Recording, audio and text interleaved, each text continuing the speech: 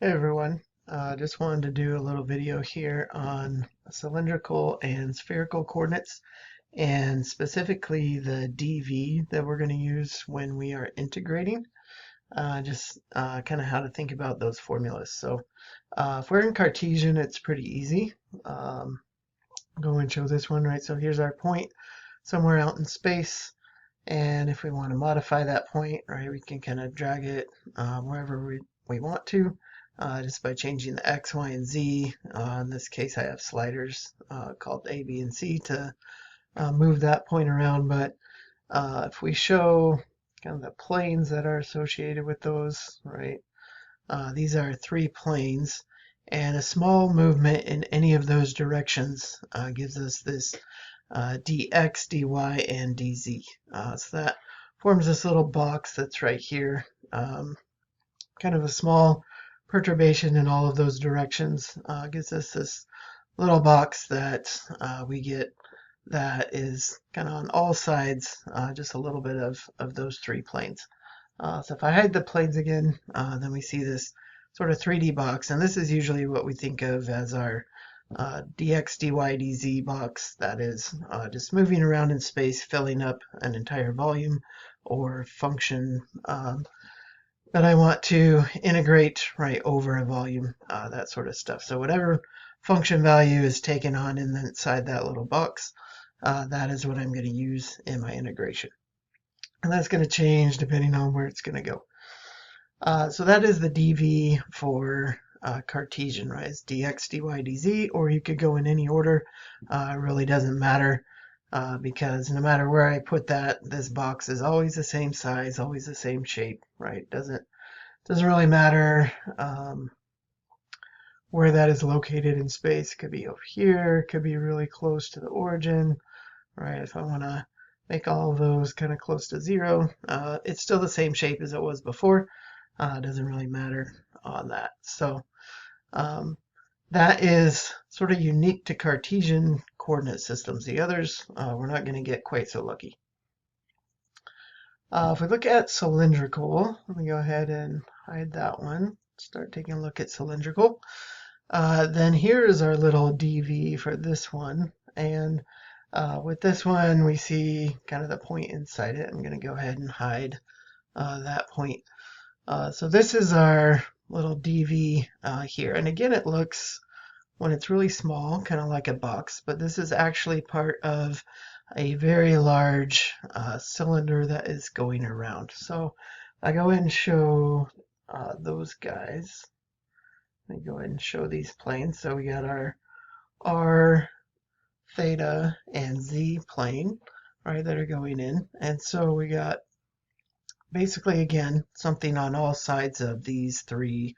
They're not really planes anymore for the cylinder, but these three surfaces, right? So I have a small amount of change, right, in each direction, and that is going to follow this cylinder around. So what we get as part of our dV is a little part of this cylinder that's right here.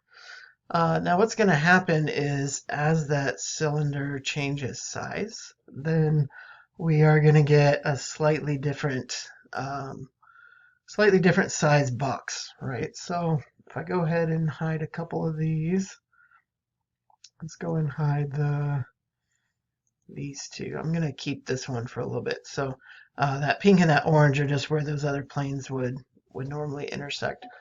So if we go ahead and move that R closer to zero, right, we're going to go way down in here, and we can see this is changing size, right? This is a little bit smaller yellow volume than what I had before. The height looks the same, right? The DZ is the same, but the other two look a little different, right? It's not quite as wide as it was before. The depth is a little hard to tell with that guy in there as well. So I'll go and hide that. But there is our little shape right there. As R gets bigger, right, we can see this is now getting a lot bigger, a lot wider on this guy right here. So the theta, right, d theta is not really going to change much. It doesn't matter where I am if I rotate around Let's go and change the theta, right? It doesn't really matter where I am in terms of that theta. I could be anywhere, right? And that kind of takes on the same size, but the R does change things a bit, right? So makes that a little bit smaller than it used to be. Or if I go out wider, right, it makes it a little bit wider than I used to be. So in that case, our dv is now going to be this r dr d theta dz. And the dr d theta dz, those can be in any order, but you do need the r that's in front. And this should be familiar from polar coordinates. We have the same thing, that r dr d theta. This time we're just tacking on a dz, which is going to be this height, right? Small change in height. And because the dz is behaving exactly like it did with the dx's and dy's, right? It's not really affecting the r's or the thetas. Then that is not going to put anything else in front of that integral, right? So we get just this r dr d theta dz. The r is affecting kind of the width of this around that cylinder as we get larger r's out here, or smaller as I get smaller r's closer to that z-axis. The last one, you may have snuck a peek at that dv. That looks really weird, right? So we'll go and take a look at that one. So I'm going to go and hide the cylindrical, and we'll take a look at the spherical. All right, so there's these guys. So there's those planes, right? And again, I'm thinking of this spherical point, right? If we go ahead and hide that point, then I can see the box a little bit better. So there's my small change in theta, in phi for the pink, and in r, or in this case rho, for the sphere, right? So as I change that rho, this will get a much bigger value. That box will also get bigger, right? That little dv right there. As I change theta, right, again, this is not really going to change as I spin around. So that's going to stay mostly the same as I spin around. Not really going to change the shape on that guy. So that we can kind of leave the same. There's not really going to be any thetas other than the d theta involved. But the phi, this is going to change a little bit. So again, let me go and hide some of these planes. And we'll take a look at what happens with that phi. And I'm going to maybe keep this one on just so we can tell what happens. So rho is going to stay the same. But as phi gets closer to 0, you'll notice that little dv is getting narrower and narrower as I get toward the top where phi is 0. And then as I extend, right, closer to pi over 2, right, that's where we would intersect the xy plane. I get a much larger dv section. This appears a lot larger, and then as I get closer down again to pi, this is going to again become small, right? So this is getting smaller and smaller and smaller as that phi value gets close to that phi value gets close to pi, right? So there we get down there. So there is going to be something, right, involving this phi, or this phi number that's right there.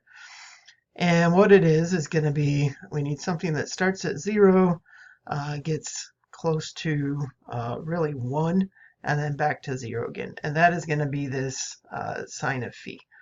So that sine phi, that's right there, that is going to take into account that shape as well. Now, the rho sine phi is kind of what you can think of for that length, right? Sine of phi with that rho. Because as this gets bigger, again, r is getting bigger, right? That's going to change not only in the horizontal direction, but also the vertical direction, right? This is going to get a lot taller and a lot wider as rho gets bigger, or gets a lot smaller in both directions as that rho gets smaller. So that rho squared is taking into account both the, what we can think of as almost vertical, right, and almost horizontal directions on this little dv box that's right there. And then the sine of phi, as that box gets further up toward the top of the sphere or bottom of the sphere, that sine of phi is going to make that a slightly different shape, a little narrower, more wedge shaped as I get closer down. So this may seem like a complicated DV to use, and yeah, sometimes it might be a pain, but that is what has to go in. So whatever function I had in front of my DV, this rho squared sine phi would get absorbed into that, or if I'm using cylindrical, whatever's in function is in front of my DV, that R gets absorbed into it. And then I can change the order of the dr d theta dz or the d rho d phi d theta. So that's just kind of an intro look into these. You'll see some more videos with examples of actually how to integrate and things like that. But on these, just keep in mind whenever you're going, a lot of times you're looking for sort of these spheres, cones as border lines. A lot of times those will be kind of a hint that you might want to use spherical coordinates anytime you have sort of those cone-shaped borders or even these spherical shaped borders that are in there.